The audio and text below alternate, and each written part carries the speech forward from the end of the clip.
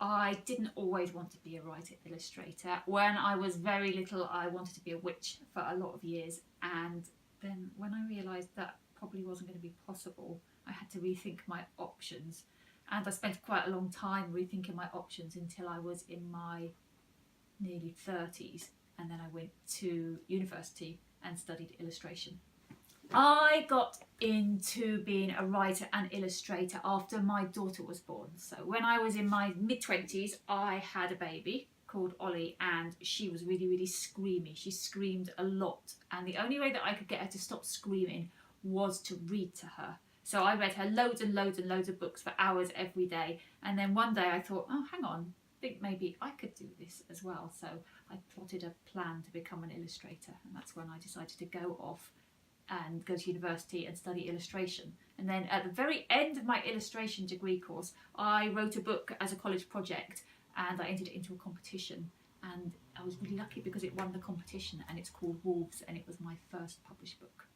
My inspiration for this book here, Tidy, well, I was actually trying to work on a book about a treasure hunt, and it had a badger and a hamster and I think a chicken in it, and it didn't work very well at all. So I decided to abandon it completely, apart from the fact that I really liked the badger. So I kept the badger and I decided to build a story around him. So when I started to think about what I could write a story about a badger, I started to think, what do badgers eat?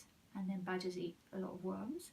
And where do they get the worms? They get them from below the ground. And then I thought, well, what would happen if he couldn't get them from below the ground?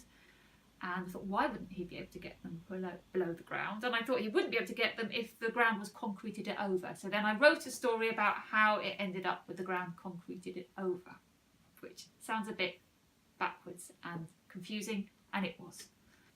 When I wrote the book Tidy, I did not have an intended theme. I just wanted to write a book about the badger.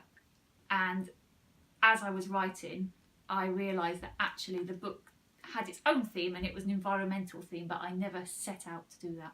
I created the illustrations in Tidy with lots of different methods. I drew Pete the Badger with black sort of ink paint and pencil, and all the other characters are painted.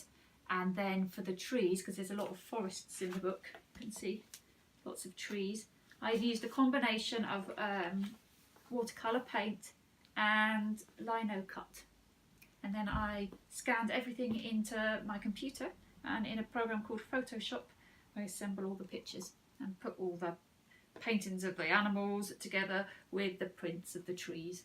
People always ask me what comes first, the words or the pictures, but actually I think for every single book I've ever written, it's been completely different. So sometimes they come at the same time, sometimes you're always working on the words all the way through, sometimes the words come completely first, sometimes the pictures come completely first. So there's no right answer to what comes first, the words or the pictures. A picture book relies on both the words and the pictures in it, so really they're both as important as each other. So it's anyone's guess which one comes first.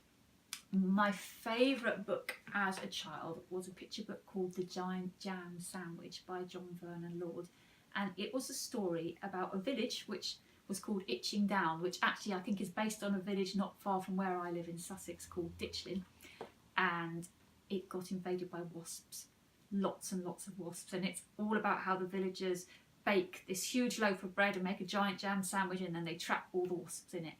And I loved it. I would spend hours poring over all the details in the illustrations, and I've always thought that that is the most perfect picture book.